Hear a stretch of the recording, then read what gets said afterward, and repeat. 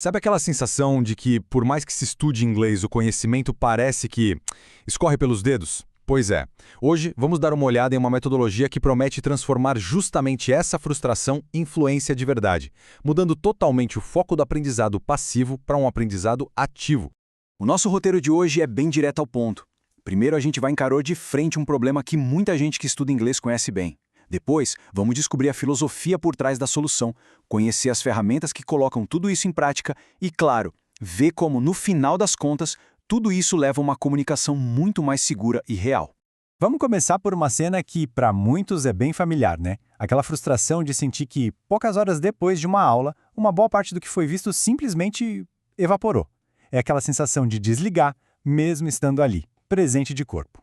É exatamente como tentar encher um balde furado. A informação entra por um lado, mas escorrega rapidinho pelo outro. E essa experiência de esquecer tudo é, sem dúvida, o maior obstáculo que o aprendizado passivo coloca no caminho de quem está estudando um novo idioma.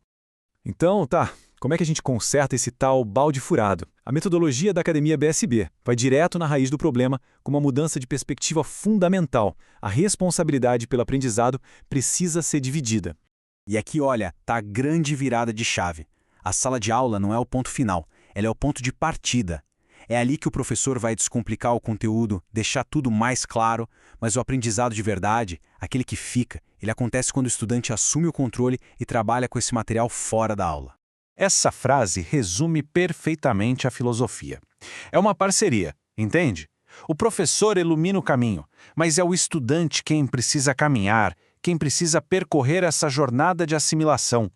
O conhecimento não é algo que se transfere de uma pessoa para outra. Ele precisa ser processado ativamente.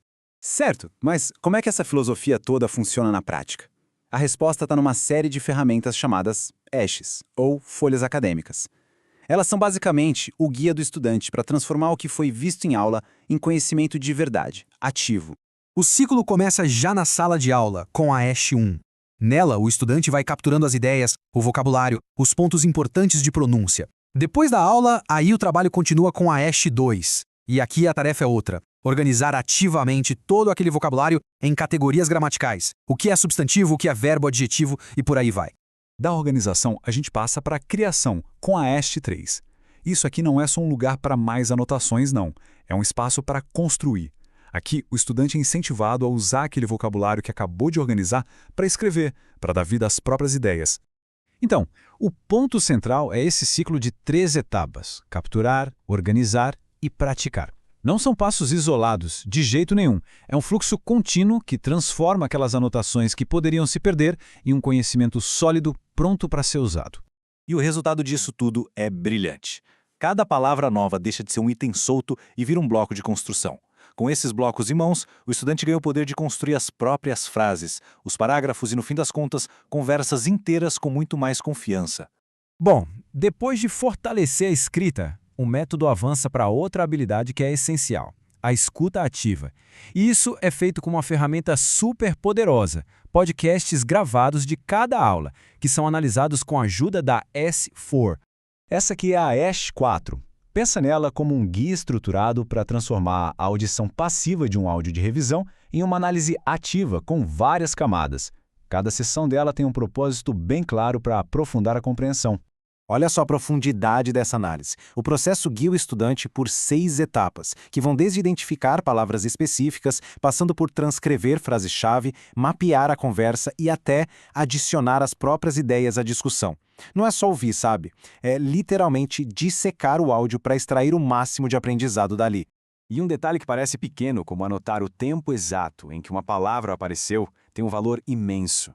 Como a fonte destaca, esses timestamps, esses registros de tempo, são ouro puro para um professor. Eles revelam exatamente o que o estudante entendeu e em que contexto, o que permite um feedback muito mais preciso. No final de tudo, qual é o resultado de todo esse processo metódico? A meta aqui não é só passar numa prova, é alcançar uma comunicação autêntica, confiante para o mundo real. Os benefícios, como se pode ver, são muitos. O método desenvolve o pensamento crítico, porque o estudante precisa o tempo todo analisar e organizar. Ele prepara para conversas de verdade que nunca são retinhas.